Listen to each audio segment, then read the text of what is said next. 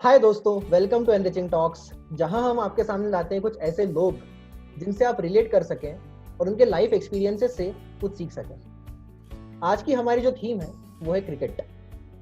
Cricket एक ऐसा शब्द जो हमारे देश की रूह से जुड़ा हुआ है। हमारे देश में मिडिल क्लास फैमिली को बिलोंग करने वाले अधिकतर बच्चों ने कभी ना कभी अपने जीवन में क्रिकेटर बनने का सपना देखा होगा। आज के हमारे जो गेस्ट हैं वो भी उन्हीं में से एक है, जिन्हें एक समय पर अपने जीवन में एक चॉइस लेनी पड़ी पढ़ाई और क्रिकेट के बीच में। लेकिन आज कई सारे प्रतिष्ठित कॉलेजेस की डिग्री लेने के बाद वो अपने इस फील्ड से जुड़े हुए हैं और क्रिकेट में क्रिकेट एनालिस्ट के तौर पे काम कर रहे हैं। Welcome Devansh Chawla. Hi Satyam, hi Abhishek, thanks for inviting. Thank you so much. तो पहले क्वेश्चन की तरफ चलते हैं। जैसा कि हमने इंट्रो में सुना, राइट, क्रिकेट में बहुत कंपटीशन है, बहुत सारे एक्सटर्नल फैक्टर्स है, लैक ऑफ रिसोर्सेज है, लेकिन फिर भी हर बच्चा एक टाइम पे सोचता है कि क्रिकेटर बनना है, लाइफ सेट है। लेकिन यही सब फैक्टर्स की वजह से फैमिलीज उसको प्रमोट नहीं करती और फिर एजुकेशन का वैसे भी हमारे यहाँ थोड़ा ज्यादा मार्केट बोलते हैं कि अच्छा है। तो आपकी भी कुछ ऐसी कहानी है क्या? हाँ, मेरी भी सिमिलर स्टोरी है, क्योंकि जब मैंने खेलना स्टार्ट किया था तो मैंने स्कूल से स्टार्ट किया था। तो लकीली किसी ने मुझे बताया कि ट्रायल्स हो रहे हैं क्रिकेट के, लेदर बॉल के, तो जाके दे दो। तो मैं वहाँ पहुँच गया, मैंने ट्रायल्स दिए तो मेरा हो गया था। फिर कुछ मैचेस होते हैं, तो फिर पहले ही मैच था मैं 0 में आउट हो गया था, मतलब पहली बॉल पे आउट हो गया था, क्योंकि पहली बार देखा था मैंने कि बॉल स्विंग भी होता है। मैंने कहा ये तो पता ही नहीं था अपने का, टेनिस बॉल से खेला था क्योंकि उससे पहले। तो वो मैच हार गए। फिर मैं आया, मैंने कहा यार क्या किया जाए। तो फिर मैंने सोचा चलो कोचिंग कैंप ज्वाइन करते हैं। तो फिर मैंने कोचिंग कैंप ज्वाइन किया, 2 महीने वहाँ पर प्रैक्टिस करी। फिर मैं वहाँ पर लर्न किया कि क्या होते हैं बेसिक्स क्रिकेट के। फिर 2 साल में खूब क्रिकेट खेला, मतलब मैं सिर्फ क्रिकेट ही खेलता था। क्लास में होता था तो भी मैं क्रिकेट के बारे में सोचता था, बाहर कहीं जा रहा हूँ तो भी क्रिकेट के बारे में सोच रहा हूँ। तो वो मेरा मतलब ऐसा बबल बन गया था, उसी बबल में रहता था मैं, क्रिकेट के बबल में। तो ये चला, मतलब 2 साल चला ये। फिर क्लास 10th वो डिसीजन मेकिंग स्टेप रहता है वहाँ पर कि करियर में आगे करना क्या है। तो मेरे पापा मुझे बार बार डराते रहते थे, यार तेरा पीटी में भी नहीं होगा, तेरा पीएमटी में भी नहीं होगा, तेरी जिस तरह हरकतें हैं तेरा कुछ नहीं होने वाला है। तो मैं भी डर गया था, मैंने, क्योंकि क्रिकेट भी मुझे ऐसा लग नहीं रहा था आगे कुछ स्कोप है, क्योंकि आईपीएल तब तक आया नहीं था। और एमपी में छिंदवाड़ा बहुत छोटी सिटी है और एमपी का खुद का रिकॉर्ड है क्रिकेट में काफी अच्छा नहीं था। तो मुझे भी नहीं लगा। तो मैंने पापा को पूछा, ठीक है पापा बताओ फिर मतलब क्या कर सकते हैं। तो फिर वो एक डिफॉल्ट ऑप्शन था कि पापा ने बोले कि कोटा चले जाओ। मैंने कहा ठीक है पापा, कोटा चले जाते हैं। तो इस तरह मेरा फर्स्ट फेज जो था क्रिकेट और एजुकेशन का वहाँ पर स्टॉप हो गया था। सो कोटा जब आप गए थे तो वहाँ पे भी आपने सिर्फ पढ़ाई ही की या फिर क्रिकेट भी वहाँ पे फॉलो किया आपने? नहीं, वहाँ भी मैंने खूब क्रिकेट खेला। तो क्रिकेट वाले क्या ना दोस्त ढूंढ लेते हैं, मैंने भी अपने ग्रुप बना लिए थे। मैंने खूब क्रिकेट खेला वहाँ पर शुरू के 2 महीने। फिर पहला बैच शफलिंग हुई थी, तो उसमें मेरे साथ जो भी खेलता था सबकी रैंक रह गई। तो उनके पेरेंट्स ने बोला कि भाई इसके साथ खेलना बंद करो, नहीं तो ना इसका सिलेक्शन होगा ना तुम्हारा सिलेक्शन होगा।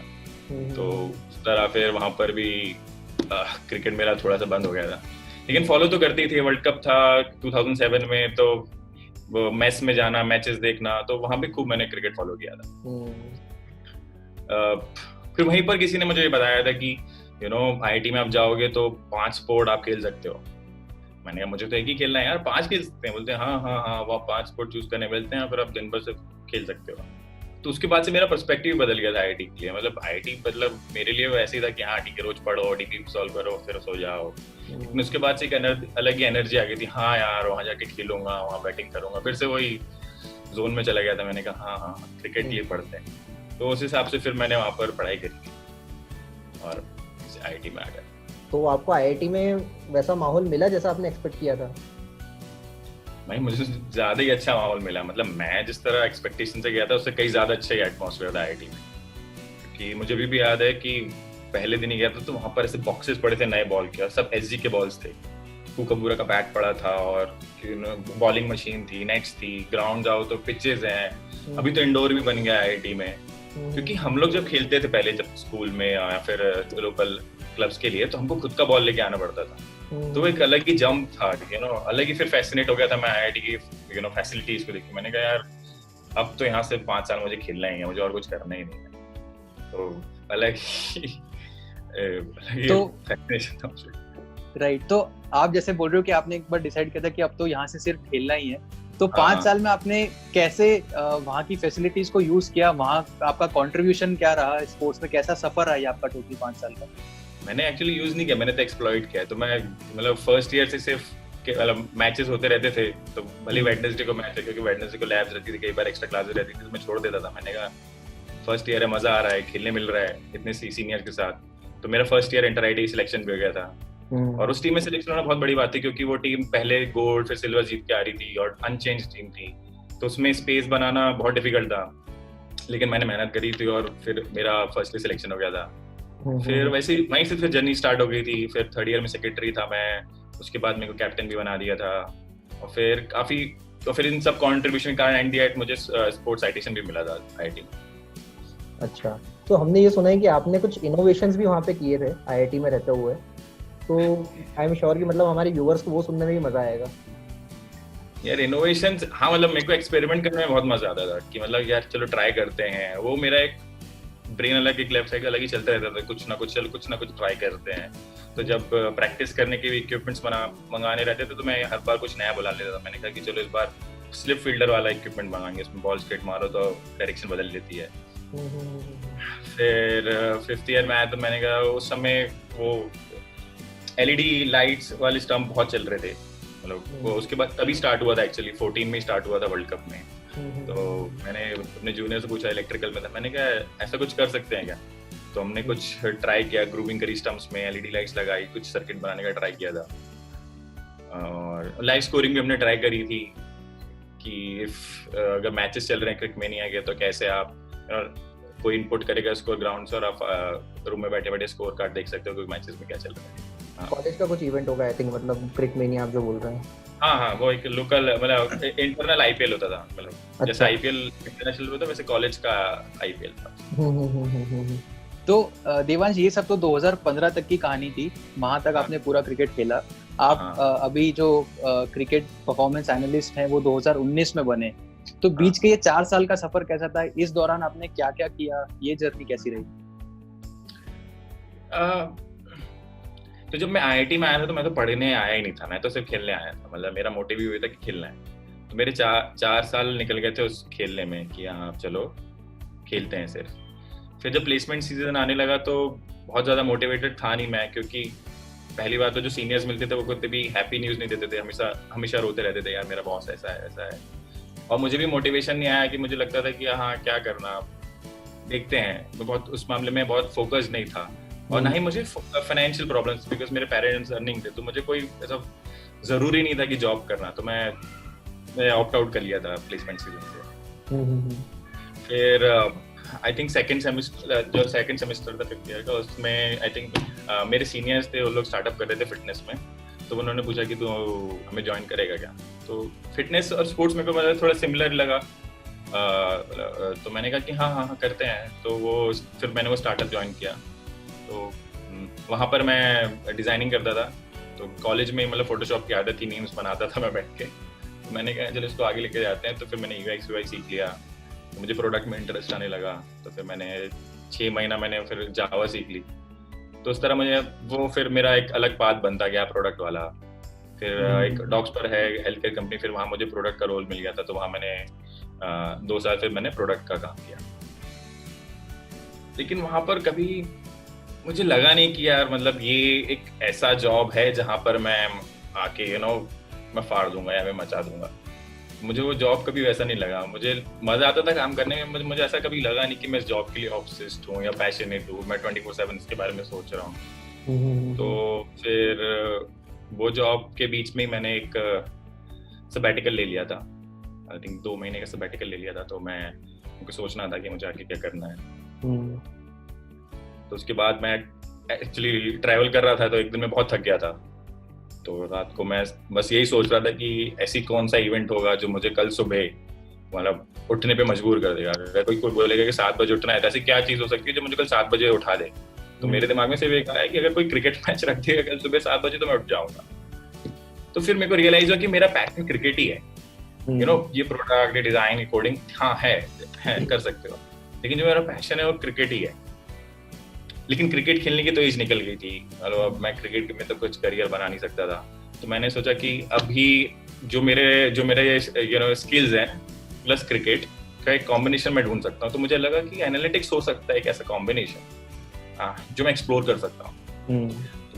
तो बहुत सबसे पहले चीज वही गूगल करी कि courses on sports performance analysis, ऐसा कुछ है क्या?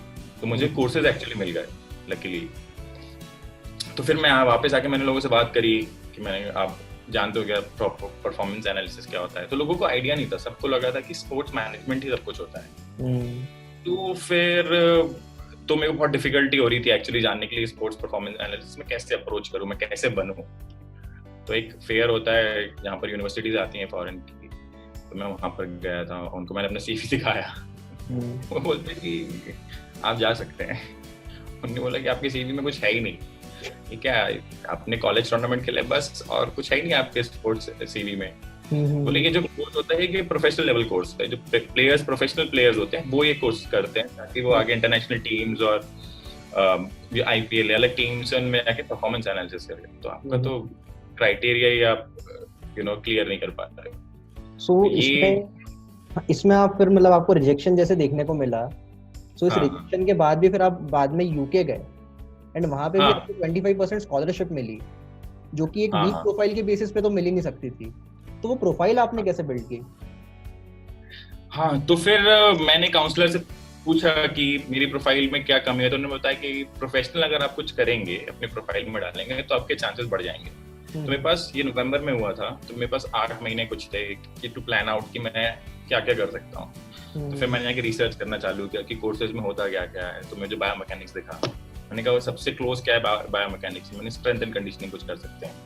तो फिर मैंने स्ट्रेंथ एंड कंडीशनिंग के कोर्स कर लिए, तो उसका एक सर्टिफिकेट ले लिया मैंने। तो 2 महीने मैंने वो किया स्ट्रेंथ एंड कंडीशनिंग। फिर मुझे लगा कि थोड़ा सा प्रोफेशनल कोच अगर कोई सर्टिफिकेट या कोई कोर्स कर लूँ मैं, जिससे मुझे एक लेबल मिल जाए कि प्रोफेशनल कोच है।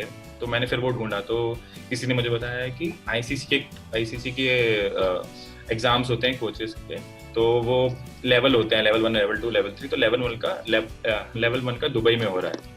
तो मैंने कहा ठीक है। तो मैंने अप्लाई किया, उन्होंने मुझे कुछ डॉक्यूमेंट्स भेजे, कुछ क्वेश्चन आया भेजा, मैंने भरा भेजा, तो वो मेरा वहाँ पर हो गया। उन्होंने बोला कि आपको 2 दिन के लिए ट्रेनिंग के लिए आना है। 2 दिन की ट्रेनिंग के लिए गया था, फिर वहाँ पर हेड ऑफिस में उनका दुबई में 2 दिन ट्रेनिंग हुई। तो वो मुझे एक वहाँ से एक सर्टिफिकेट मिल गया था कि I am professional ICC level 1 coach. उसके बाद द नेक्स्ट थिंग बची थी कि परफॉर्मेंस एनालिसिस है। तो मैंने कहा एनालिसिस के नाम पे कुछ एक कोर्स या सर्टिफिकेशन मेरे पास होना चाहिए। तो फिर मैंने यूनिवर्सिटी की एक नैनो डिग्री कर ली थी डेटा एनालिसिस। तो फिर मेरा वो पूरा कॉम्बिनेशन बन गया था कि स्पोर्ट्स परफॉर्मेंस एनालिसिस, मुझे स्ट्रेंथ एंड कंडीशनिंग के बारे में पता है, बायोमैकेनिक्स के बारे में पता है, मैं प्रोफेशनल कोच भी हूँ और मेरे को एनालिटिक्स भी आता है। तो इस कॉम्बिनेशन के कारण फिर मुझे स्कॉलरशिप भी दी थी कॉलेज ने, 25% स्कॉलरशिप मिल गया था। मेरे प्रोफेसर ने भी यही कहा था कि तुम्हारा जो प्रोफाइल में डेटा एनालिस्ट का डिग्री था इसलिए मैंने तुम्हें कोर्स में अलाउ किया, otherwise we only allowed any professional players. तो ऐसा पूरा एक प्लान आउट किया था मैंने, और वो पे ऑफ एट द एंड पे ऑफ किया था। राइट, तो ये प्लानिंग भी थी, फिर आई थिंक प्रॉपर एग्जीक्यूशन भी आपने किया इसको, क्योंकि आई गेस प्लान बहुत सारे लोग करते हैं, एग्जीक्यूट नहीं कर पाते। तो आई थिंक दैट्स व्हाई वो पे ऑफ वाली जो आप बात कर रहे हैं वो हुआ। राइट, तो इसमें देवांश एक चीज ये बहुत इंपॉर्टेंट है एड्रेस करना कि फॉरेन के सारे कोर्सेज बहुत महंगे होते हैं और कई सारे लोग उसी कारण से ये चीजें परस्यू नहीं करते। तो आपने फाइनेंस कैसे किया इस पूरे प्रोसेस को, इस कोर्स को? तो जब मैं कोर्स भी एक्सप्लोर कर रहा था तो मेरे पास एक ऑस्ट्रेलिया का ऑप्शन था और एक UK का ऑप्शन था। तो ऑस्ट्रेलिया के कोर्सेज 2 साल के होते हैं, लेकिन वहाँ पर स्पोर्ट्स इंडस्ट्री से कनेक्टेड रहते हैं उनका। UK में 1 साल का ही रहता है। बट और UK का ये है कि आपका यूरोप भी है, तो फुटबॉल के चांसेस आपकी अपॉर्चुनिटीज बढ़ जाती हैं। इसलिए मैंने स्पेनिश भी सीख ली थी। मैंने कहा अगर ला लीगा में अगर अपॉर्चुनिटी आया तो मुझे स्पेनिश भी आनी चाहिए, तो मैं स्पेनिश भी सीख लिया था इन द मीन टाइम। तो वो भी प्लान में था। तो UK के कोर्सेज 1 साल के थे, तो मुझे 13,000 पाउंड था साल भर का कोर्स, 25% में स्कॉलरशिप दे दी थी। तो it come down to Indian rupees में 9-10 लाख रुपए आया वो। फिर कुछ मेरी सेविंग थी, कुछ मेरे डैड ने दे दिया था, तो वो इजीली मेरा हो गया था कवर। और बाकी मैं डेली जो वहाँ पर वेजेस थे वो मैं कवर कर लेता था अपने वहाँ पर लोकल जॉब्स करके, वेटर, किसी दिन वेटर गिरी कर ली, किसी दिन हॉट डॉग बेच लिया, कभी कुछ क्लीनिंग कर ली, तो वो मेरा डेली का वहाँ पर वेजेस निकल जाते थे। मेरा एक्सपेंडिचर में मेरे को कुछ इशू नहीं हुआ, मुझे लोन नहीं लेना पड़ा। ब्रीफली ये सब थोड़ा एक बार वहाँ के कोर्स के बारे में अगर आप हमें बता सकें कि क्या वहाँ पे आप कवर करते हैं, आपके कोर्स में क्या क्या आपको सिखाया गया, एंड इसके बाद में फिर वहाँ पे जॉब अपॉर्चुनिटीज क्या थी? तो कोर्स के दो पाथवे होते हैं, एक होता है वीडियो एनालिस्ट पाथवे और एक होता है डेटा साइंस पाथवे। तो मैंने डेटा साइंस पाथवे लिया था, वो मैंने इसलिए भी लिया था क्योंकि मैं थोड़ा सा टेक बैकग्राउंड से था, मुझे कोडिंग आती थी, और मुझे ये भी लगा था कि अगर स्पोर्ट्स में अपॉर्चुनिटी नहीं मिली, क्योंकि इंडिया का स्पोर्ट्स इंडस्ट्री उतना बड़ा नहीं था, तो मैंने कहा अगर प्रोडक्ट और डेटा साइंस का कॉम्बिनेशन हो जाएगा तो वो मेरी प्रोडक्ट प्रोफाइल पे एनहांस करेगा। तो मैंने ऑन द सेफर साइड मैंने फिर डेटा साइंस पाथ से ये चूज कर लिया था। मुझे ये भी पता था कि यही फ्यूचर है, क्योंकि data is the new world. तो फिर वहाँ पर काफी अच्छे कोर्स थे, तो लोग ने अलग अलग एल्गोरिथम्स पढ़ा रहे थे कि स्पोर्ट्स में कैसे एप्लीकेबल होती हैं, कैसे लिवरपूल का डिफेंस होता है, उसका टेक्निकल एनालिसिस कैसे डेटा के बेस पे करेंगे। फिर मेरे को वहाँ पर एक अपॉर्चुनिटी भी मिली थी मैनचेस्टर सिटी के साथ, उनको they were looking for loan data analyst, तो वो उसमें मैंने टेक्निकल राउंड क्लियर कर लिया था। टेक्निकल राउंड में मेरे को ऐसे प्रॉब्लम हुआ था क्योंकि फुटबॉल मेरा स्ट्रॉन्ग होल्ड नहीं था, तो टेक्निकल राउंड में क्लियर नहीं कर पाया था।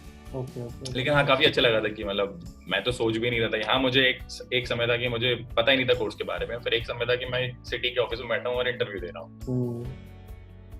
तो उसके बाद ये भी समझ में आया था कि फुटबॉल नहीं होगा, क्रिकेट ही अपना समझ में आता है, तो क्रिकेट ही करेंगे।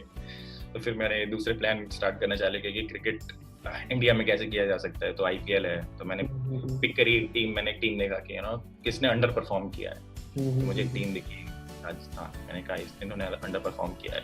तो मैंने उनकी डेटा कलेक्ट करना चालू किया, मॉडल्स बनाए, एनालिटिक्स पूरा किया उनका मैंने, और एक रिपोर्ट बनाई कि मेरे हिसाब से क्या होना चाहिए राजस्थान। तो ये मैं प्रिपेयर करके इंडिया वापस आ गया था। फिर इंडिया आने के बाद तो क्या आईटी के कनेक्शन थे एक्चुअली मेरे, तो एक सीनियर थे, उन्होंने मुझे बताया कि एक परफॉर्मेंस एनालिस्ट टीम के, उनको अगर आप अप्रोच करेंगे अपनी प्रोफाइल के साथ तो तुम्हें बता सकते हैं कि कहाँ अप्लाई करना है। तो मैंने उनको अपना प्रोफाइल भेजा, उन्होंने मेरा प्रोफाइल देखा, मुझे उसी 10 मिनट में कॉल आ गया था उनका कि हाँ, उन्होंने फिर कि क्या करते हो, क्या करना चाहते हो। तो उनका 10 मिनट का डिस्कशन हुआ, मैंने नेक्स्ट डे बोला कि क्या तुम चेन्नई आ सकते हो क्या? मैंने कहा हाँ सर, मैं कल चेन्नई। फिर मैं चेन्नई गया, एक चेन्नई रूम में घुसा ही था मैं कि वहाँ पर बोर्ड पे 10 पॉइंट लिखे, तो मुझे एक्सप्लेन करना था 10 पॉइंट पूरे क्रिकेट के बारे में, मतलब इन डेप्थ एनालिसिस और क्या तुम्हारा व्यू है, तुम्हें क्या लगता है। तो फिर वो एक 4-5 घंटे का मैराथन मीटिंग चला हमारा। तो उसमें मेरे को बस यही अच्छा लगा कि जो मेरा एक व्यू था कि जॉस बटलर को ओपनिंग क्यों नहीं करनी चाहिए राजस्थान रॉयल्स के, तो उनको भी वही लग रहा था कि हाँ वो एमआई के लिए ठीक है लेकिन राजस्थान के लिए उतना फिट नहीं है। तो मुझे एक वो वैलिडेशन टाइप मिला, क्योंकि जनरल पर्सपेक्टिव ये कि बटलर बहुत अच्छा खेल रहा है राजस्थान के लिए, उसको ओपन नहीं करना चाहिए, but Figo bye data wise उसको ओपन नहीं करना चाहिए। तो वो मुझे काफी अच्छा लगा था कि हाँ मैंने कुछ एनालिटिक्स किया था, तो मुझे उसका वैलिडेशन मिल गया। एक पूरा एक जर्नी था मेरा कोर्स को लेके, मेरी opportunity. Right, so this was very interesting and very fascinating. मतलब छिंदवाड़ा का एक लड़का है जो क्रिकेटर बनने का सपना देखता है, लेकिन कुछ चॉइसेस, कुछ डिसीजंस ऐसे लेने पड़ते हैं कि पढ़ाई परस्यू करता है, फिर वापस क्रिकेट फॉलो करता है। आपने बीच में और भी बहुत सारी चीजें करी, लेकिन आज आप अपने ड्रीम जॉब में हैं, तो डेफिनेटली बहुत ही अमेजिंग ये जर्नी रही है, प्लानिंग है, एग्जीक्यूशन है। तो इस पूरी जर्नी से आपकी कुछ लर्निंग्स आप शेयर करना चाहेंगे हमारे साथ? आई थिंक जो मेरी जो मेजर लर्निंग थी जब मैं सेक्रेटरी था या फिर जब मैं जॉब कर रहा था या जब मैं खेल रहा था, तो एक ही लर्निंग थी कि अगर मैं किसी चीज के लिए ऑब्सेस्ड हूँ तो मैं उसमें एक्सेल कर जाऊंगा। तो मैंने जब मैं प्रोडक्ट मैनेजर था तो मैं ऑब्सेस्ड नहीं था, तो वो तो उसमें एक्सेल नहीं कर पाया था। लेकिन जब मैं खेल रहा था या फिर जब मैं स्कोर्स के लिए ढूंढ रहा था कि स्कोर्स के लिए करना ही है मुझे, तो फिर मैं उसके वेज ढूंढ रहा था कि इसको कैसे सॉल्व करूँ। तो मुझे लगता है अगर आप ऑब्सेस्ड हो अगर किसी चीज के लिए, तो आप स्किल्स भी कवर कर लोगे, प्रोसेस भी डेवलप कर लोगे, आप उस प्रॉब्लम को किसी भी तरह सॉल्व कर लोगे। तो मेरे हिसाब से अगर आप ऑब्सेस्ड हो तो आप एक्सेल कर जाओगे। तो वो ही मेरा एक्चुअली लर्निंग है कि जो भी करना है उससे ऑब्सेस्ड रहो, जस्ट फॉर द सेक मत करो।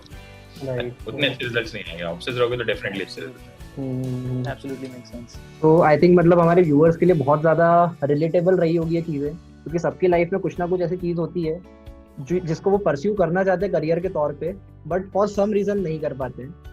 बट इसी तरीके से आप बाद में वापस से दोबारा ऑप्शंस ढूंढ सकते हो उस चीज़ को परस्यू करने के लिए। और जैसा कि हमारे गेस्ट ने किया, मेरे स्किल्स क्या है, उसके साथ में इस चीज़ को मैं कैसे परस्यू कर सकता हूँ, उसके क्या ऑप्शंस हो सकते हैं, वो आप अभी भी देख सकते हैं। तो आई एम श्योर आपके लिए बहुत ही ज़्यादा एनरिचिंग एक्सपीरियंस रहा होगा ये। Thank you Devansh for joining us on our show. Thank you so much, Sam, actually, and Abhishek, for this wonderful initiative of enriching talks. Thank you so much for thank you Devansh. Thank you. So viewers, इसी तरीके के और भी interesting personality से मिलने के लिए subscribe कीजिए हमारा channel and please do like and share this video. Thank you for watching. Thank you.